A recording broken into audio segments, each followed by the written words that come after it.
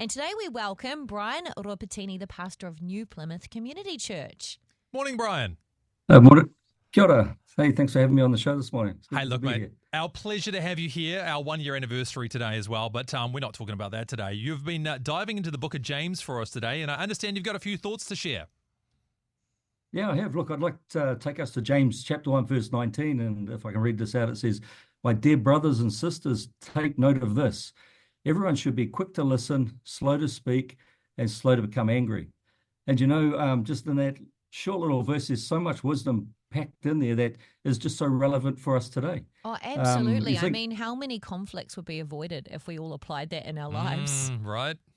And it starts with being a great listener. Most of the time as humans, we tend to listen with the intent to respond, and we actually stop listening to what the other person is saying. But, if we can take the time to listen with the intent to understand, we'll find ourselves being more respectful to the person that's talking to us, and also probably be a little clearer on what's being said and avoid jumping to the wrong conclusion. Yeah, why do you think that is? Why do you think it's so hard for us to listen to the people who are speaking to us?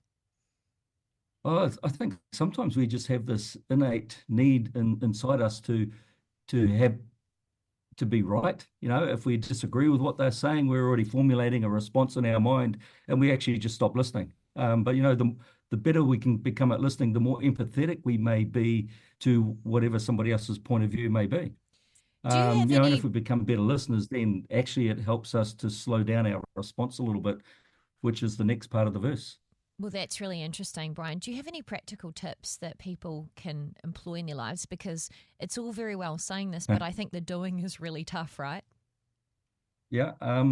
Well, what you can do is you can be completely honest with somebody else. And, if you find yourself drifting away and you stop listening and you're formulating an answer, just tell them, "Hey, sorry, can you just repeat that again? I actually just stopped listening." Right.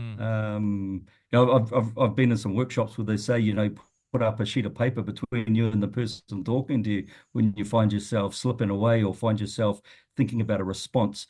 And it's just amazing how hard it is and how often we actually stop listening as part of the conversation. I think, though, it can be really helpful to acknowledge that's a problem that we all have, because you're right. Like, I'm listening to this and thinking, if I was in that situation, that's going to feel really awkward. But then recognizing that it's something that we've all done, though. We've all had this challenge where somebody's talking and our minds drifted off. So if we acknowledge that, it makes it easier for us to overcome the challenge. That's right. Yeah, be honest with yourself and be honest with the person speaking to you, because we do it multiple times every single day. And then the next part of that verse where it talks about being slow to speak, wouldn't it be great if we all took the time to consider and choose our words wisely, and to actually take the time to think about how our words might actually impact the people around us and how our words might make them feel. Well, the Bible has a lot to say about that, doesn't it? About the words that we choose to speak, and also about how we kind of control our emotions or have self-control and allow the Holy Spirit to affect us. What do you think we should do when we recognize that we are probably a bit quick to speak, maybe overreact, and also quick to get angry? Well, I think it's about, again, being honest with yourself, saying this is like a normal human behavior, and just to force yourself to pause, force yourself to consider, the next thing that I say, is that going to be helpful in building somebody up or tearing them down?